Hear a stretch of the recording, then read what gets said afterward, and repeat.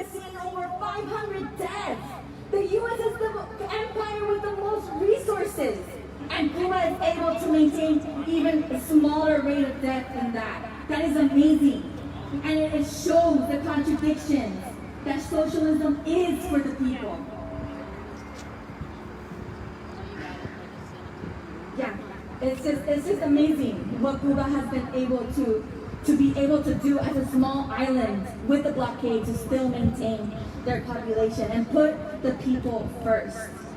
And so with that, I just want to say that we're here because we want to protect Cuba. We want to say end the blockade. So one more time, let's celebrate Cuba today as we go for the streets of San Francisco. Let's shut down the blockade. Let's shout and beat our horns and play Cuban music.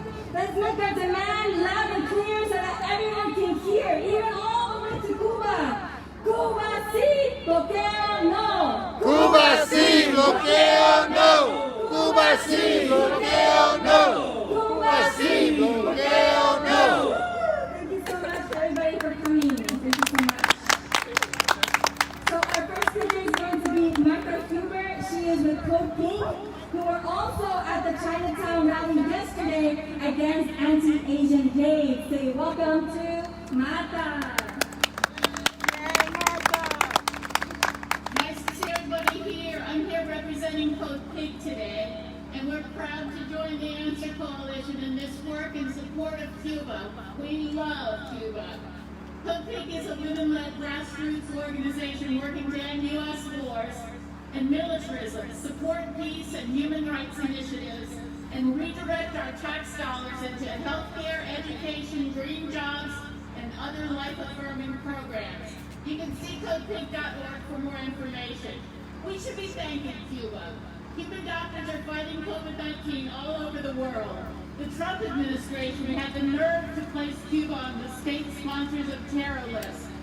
We all know who the real terrorist is, and it's this country. The Henry Reeve International Medical Brigade is currently operating in 22 countries to tackle the coronavirus. They are truly worthy of our international thanks and recognition for this work. Viva Cuba! Thank you so much, Martha. What do we want? End the blockade. When do we want it? Now. What do we want? End the blockade. When do we want it? Now. What do we want? End the blockade. When do we want it? Now. So you learn a new chat. We're going to be saying it in our cars and our trucks. It's great to be here today. Our next speaker is Nick Pardee. He is the co-coordinator with Cuba and Venezuela Solidarity Committee. Welcome, Nick.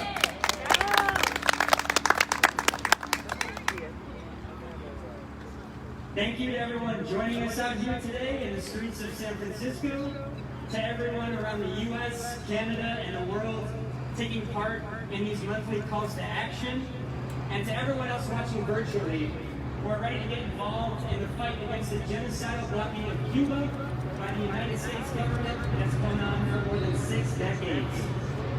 Every year for the past 28 years, the United Nations General Assembly has voted nearly unanimously to condemn the illegal U.S. blockade.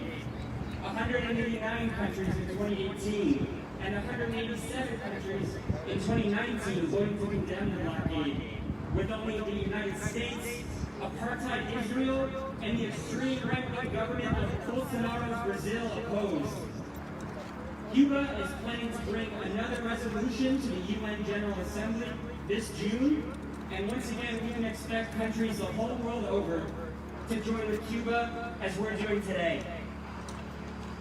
A couple weeks ago, the Biden administration spokesperson said that, quote, "A Cuba policy shift is not currently among President Biden's top priorities." Let's change that. Now is the time to tell Biden and Congress, no delay, lift the blockade now. Let's make it known that every day the blockade continues is another day that the U.S. is violating the sovereign right of Cuba and its people to self-determination. Despite the blockade, Cuba continues its medical aid brigades throughout the world, while healthcare as a basic right isn't even taken up as a priority here in the halls of Congress after the unnecessary and preventable deaths of more than 500,000 people from COVID-19. From the Cuba and Venezuela Solidarity Committee, we salute the heroic Cuban doctors and also the scientists in Cuba's biotechnology sector that have made it possible under the most adverse conditions for Cuba to pledge to mass produce 100 million vaccines to distribute around the world. Woo! Our committee is seeking ways to fundraise and help purchase medical devices that Cuba is currently struggling to import as a small gesture of gratitude and solidarity.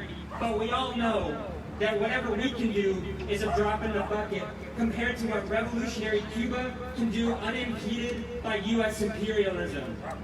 Down with the blockade, long live the Cuban Revolution.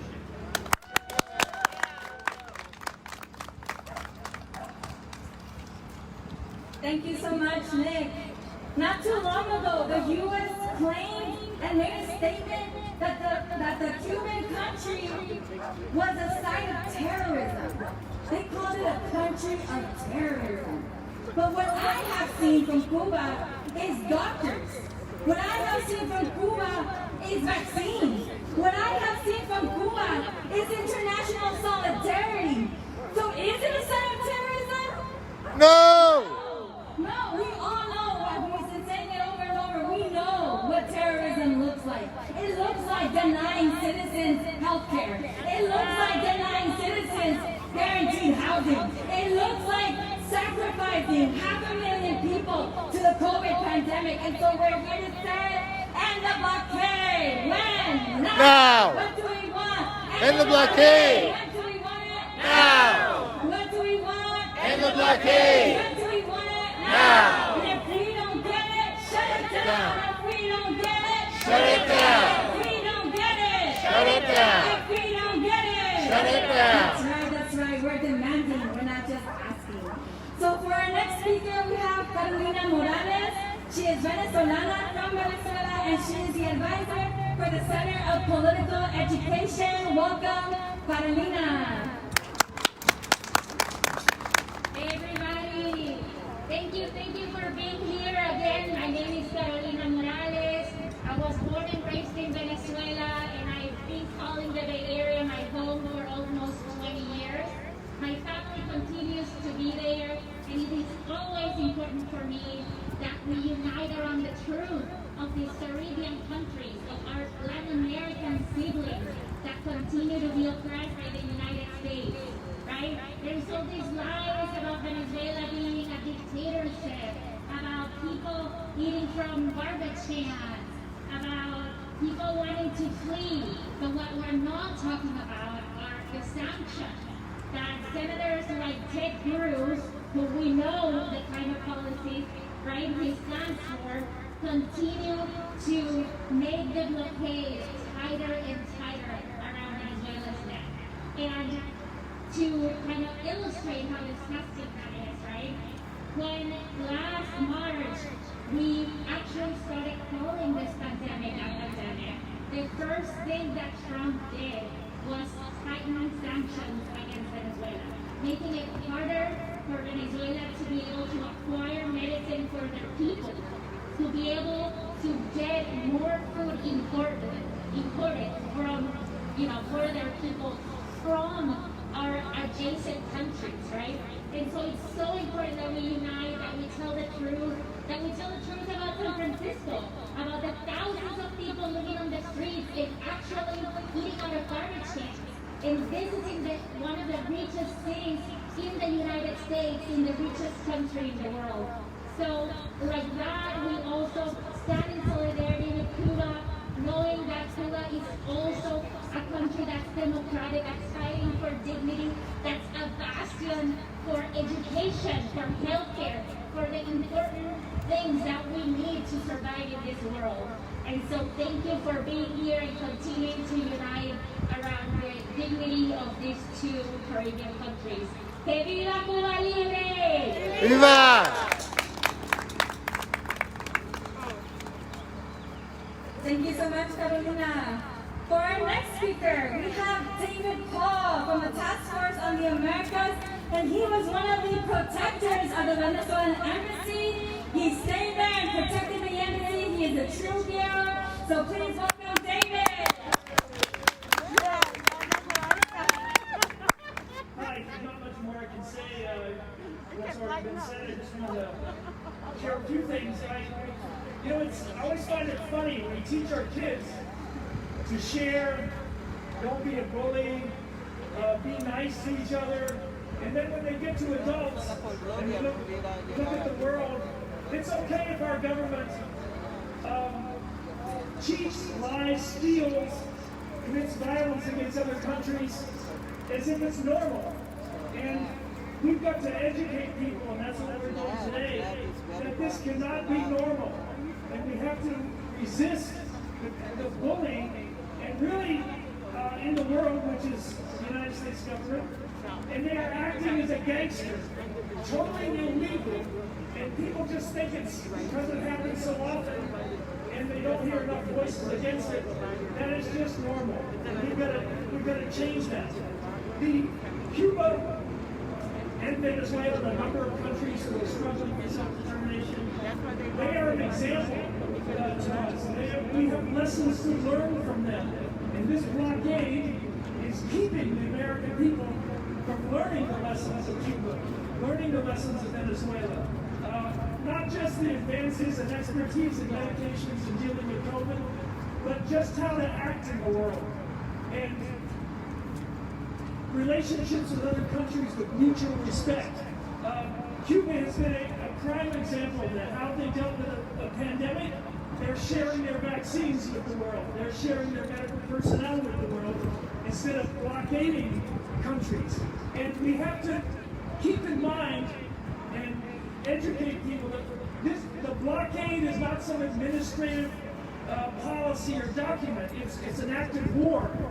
And we have to always frame this as war, a deadly war that's killing people and denying them self-determination. And it's a long road ahead, but we ought to keep that frame in mind that this blockade of Cuba, this blockade of Venezuela, and the other 39 countries that are under sanctions, these coercive measures, are illegal, they're deadly, and must stop. Thank you. Thank you so much, David. So, just like Carolina said, well, our people here, we need to start looking at what's happening in San Francisco. She said we have people who are homeless without their homes and eating from trash cans. That's what's happening. And just like David said, we have to be real about what is really happening in Cuba. Right? Putting a blockade and sanctions to Cuba and Venezuela and other countries, that's an act of war. That's an act of terrorism. So we're here to say money for jobs and education, not for war and terrorism. Money for jobs and education, not for war and terrorism. Money for jobs and education, Not for war or terrorism. There you go. So for our next speaker, we have Joel Britton, and he is from the Socialist Workers Party. So welcome, Joel. Thank you. This is the 63rd year of the Cuban Revolution. Very soon, we will be celebrating the 60th anniversary of the victory of the Cuban people at the Bay of Pigs. The last administration imposed more than 200 new U.S. measures to tighten the economic squeeze on the Cuban people, punishing the Cuban people for having made this revolution. The new administration has renewed a declaration of a national emergency with respect to Cuba. This gives the Department of Homeland Security the authority to seize any ship in U.S. waters that they can claim might travel to or from Cuba without U.S. permission. This is outrageous. We say stop the economic war against Cuba. U.S. out of Guantanamo. End the restrictions on travel to Cuba.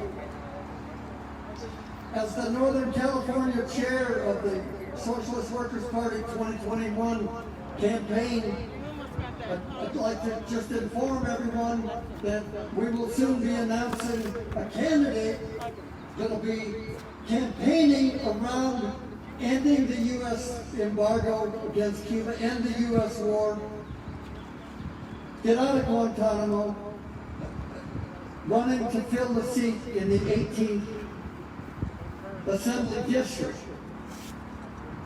This activity in support of the Minnesota oil workers who are on strike, they're members of the Teamsters Union. They went on strike for one day, and they've been locked out ever since for a number of weeks. However, the vote turns out at the Amazon Distribution Center in Bessemer, Alabama. This has been a step forward toward organizing for union rights and union power at one of the biggest companies in the United States. All of this it comes together as we work to build a working class movement that can fight to emulate what the Cuban workers and farmers have done to get a workers and farmers government. Thank you very much.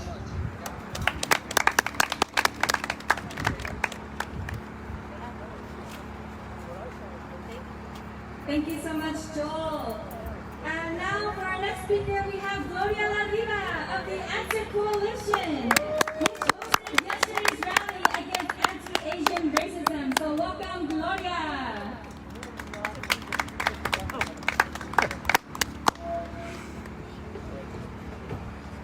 Hi everybody, this is really a great start for the first San Francisco rally this year for the Cubans against the blockade, and we're going to make the last Sunday of April even bigger. We hope you can all get your friends, because April is the 60th anniversary of the defeat of the United States imperialists at the Bay of Pigs. Woo!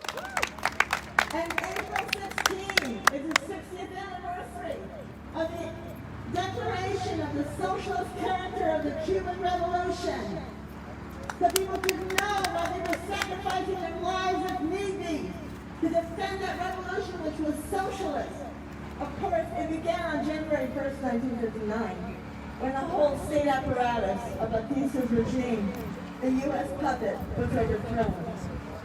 And it's the 60th anniversary of the education of all the people who had been illiterate. The 60th anniversary. And it's also going to be the 8th Congress of the Communist Party of Cuba, starting April 16th. It's a great year. But it's also the year of Cuba's development of 5 lines so far of vaccine, and a 6th one coming up for people who are convalescent. And in that regard, we have been asked to deliver from Howard Highwire to find a way, because there's no flights right now, urgently needed materials, that they need reagents for the research on that vaccine. It's going to cost us money. We're going to ask that you understand that nothing can be in that name of that beautiful country to do so, but we're going to collect money. If any of you have a donation you can make, we have to get it there immediately. They really need it, and they're blockaded, as we know. This is a crime of imperialism, that after a year of pandemic, where 549,000 people have died in the United States, that they're trying to kill people more precisely with the blockade on Venezuela, the blockade on Iran, the blockade on Cuba, the blockade on North Korea, any country that resists the United States empire.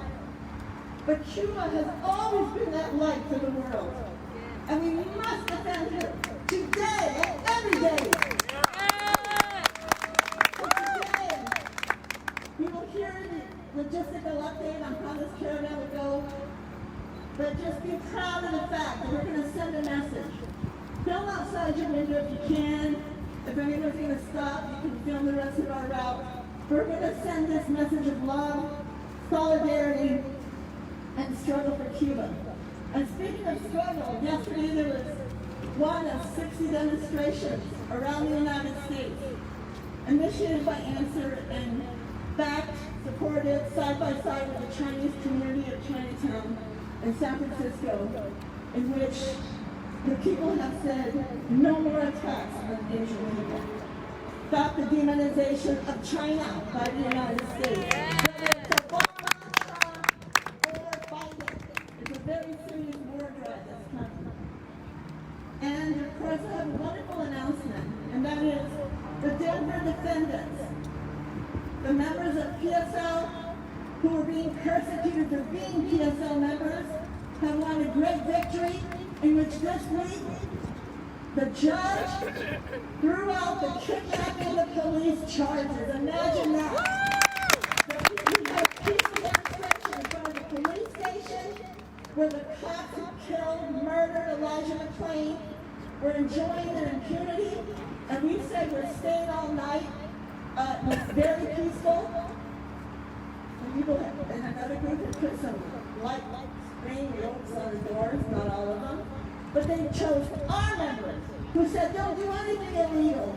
They chose them to charge them with kidnapping police. The judge was so fun to hear. He said, you have an arsenal in the police station. You have all kinds of weapons. You had doors that were open. Nobody was keeping you from leaving. Your commander ordered you to stay in the station. Kidnapping?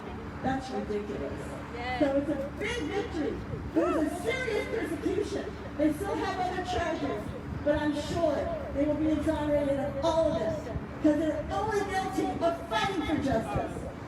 So we're going to go. We're going to hear one more short report. But let's give our fists up in the air for Cuba, Cuba's revolution, Cuba's doctors, nurses, production workers, the agricultural workers, the students, everybody in Cuba who says, don't mess with us. And that's going to be one of our songs on this caravan. No te metas.